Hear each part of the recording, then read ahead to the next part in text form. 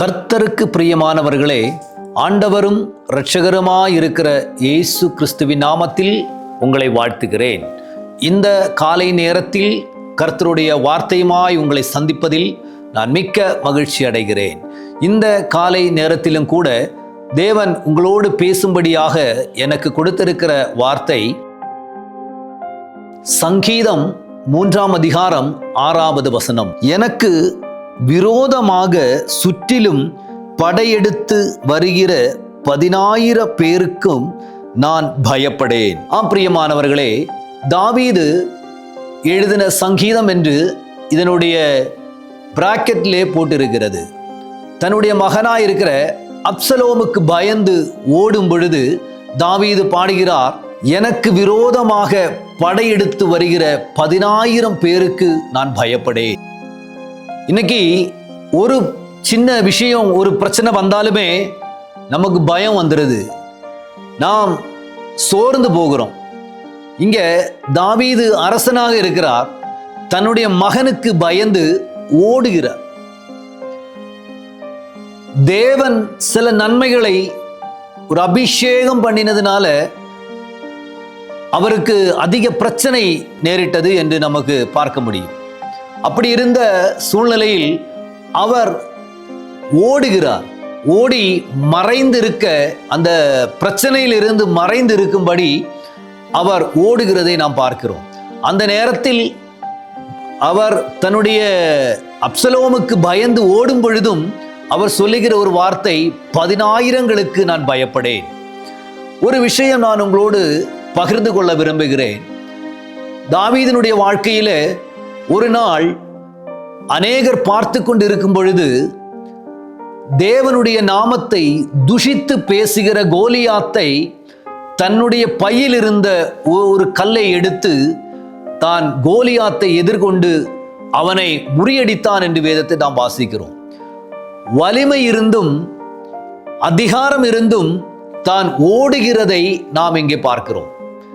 பிரியமானவர்களே, சில நேரங்களில் சில பிரச்சனைகளை விட்டு நாம் ஓடி போக வேண்டியதாகத்தான் இருக்கிறது. காரணம், தேவனுக்கு பயந்து வாழ்கிற, வேத வார்த்தையின்படி வாழ்கிற தேவனுடைய பிள்ளைகளுக்கு பிரச்சனைகள் உங்களுடைய ஆவிக்குரிய வாழ்க்கையை தாறுமாறாக்கும்படி அநேக சூழ்நிலைகள் உங்களுக்கு எதிராக வரலாம். ஒருவேளை உங்கள் பிள்ளைகள் உங்களுக்கு எதிராக வரலாம். ஒருவேளை உங்கள் தாய் தகப்பனர்கள் உங்கள் ஆவிக்குரிய வாழ்க்கைக்கும் எதிராக வரலாம். உங்களுடைய அபிஷேகத்துக்கும் எதிராக வரலாம். ஆனா நீங்க அதை புரிஞ்சுக்கிட்டு கர்த்தருடைய அபிஷேகத்தை சுமந்து கொண்டு இருக்கிற நீங்களும் நானும் தெரிய வேண்டிய ஒரு விஷயம், ஓட வேண்டிய இடத்துல, மறைந்து இருக்க வேண்டிய இடத்துல நாம் மறைந்துதான் இருக்க வேண்டும். ஓட வேண்டிய இடத்துல நாம் ஓடிதான் இருக்க வேண்டும். காரணம், எனக்குள் இருக்கிற அபிஷேகத்தை எங்க பயன்படுத்தணுமோ, யாரிடத்தில் என்ன சொல்லணுமோ அதைத்தான் சொல்ல வேண்டியவராக நாம் இருக்கிறோம். கர்த்தர் நம்மை குறித்து வேதத்தில் இப்படியாக சொல்லப்படுகிறது, உங்கள் முத்துக்களை எடுத்து பன்றிகள் முன் போடாதிருங்கள் என்று, அது பீறி போடும் என்று வேதத்தில் வாசிக்கிறோம். உங்களுடைய அபிஷேகத்தை நீங்கள் பெற்றுக்கொண்டு இருக்கிற அந்த தேவனுடைய வல்லமையை எடுத்துக்கொள்ளும்படி, அதை பீறி போடும்படி பிசாசானவன் சில தந்திரங்களை எடுத்து உங்களுக்கு எதிராக கடந்து வரலாம்.